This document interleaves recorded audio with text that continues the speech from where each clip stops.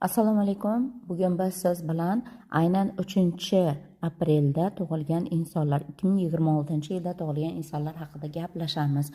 Ularda 3 sanasi bor va ularda 0 yoshdan 17 yoshgacha shaxs shakllanadi va u paytda markazda ularda ongi mana shunday harakatda bo'ladi, ya'ni uchburchak.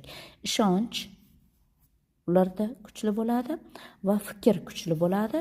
Va fikrlari albatta natijaga olib keladi. Bular kichik motivatorlar desa ham bo'ladi. Bu insonlar rivojlanishni yaxshi ko'radi, shuning uchun har doim ularda bolaligidayoq nihoyatda savollari ko'p bo'ladi. Bu insonlar ijodkor insonlar, bolalarni yaxshi ko'rishadi va albatta ularni so'zi har bir insonga, misoli rivojlanishi uchun ta'sir qiladi. Shuning uchun motivatorlar, tug'ma motivatorlar. Bu insonlar sahnaga chiqishni yaxshi ko'radi, ko'p gapirishni yaxshi ko'radi. Bularda umuman bloklash shart emas. Nabarot, nutq oshirish uchun nutq maktablariga berish mumkin, oratorlik san'atini o'rgatish mumkin, teatralni. Bular sahna insonlari. Bularda masalan raqs, dizayn bularniki. Bu yerda shaxs sifatida shakllanyapti va ulardagi formula shunday. Endi qarangki, 18 yoshdan 31 yoshgacha bularga endi tizim, ya'ni to'rtburchak shakli kelib qo'shiladi. Tizimda hamma tomonlama ular mukammal o'ylaydigan, hamma tomonlama o'ylab keyin ish qiladigan darajaga erishadi.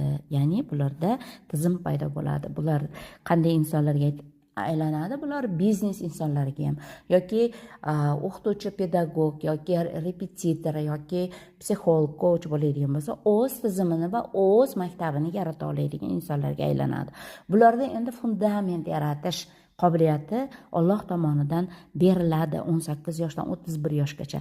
Qarangki, bu insonlar o'zini haqiqatdan ham kasbda topib, o'zini realizovat qila olsa, ya'ni kerakli o'qishda o'qisa va diplomlarga ega bo'lsa, xolosa o'zinikini ochadi yoki любой joyda rahbar lavozimida, ya'ni borib fundament yarata oladigan rahbar darajasigacha chiqadi.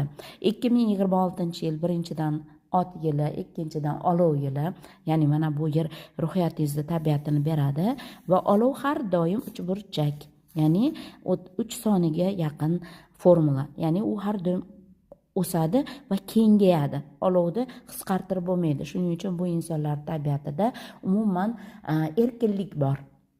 So'z erkinligi, mustaqillik bor va bu insonlarda to'g'ri tarbiya qilinsa,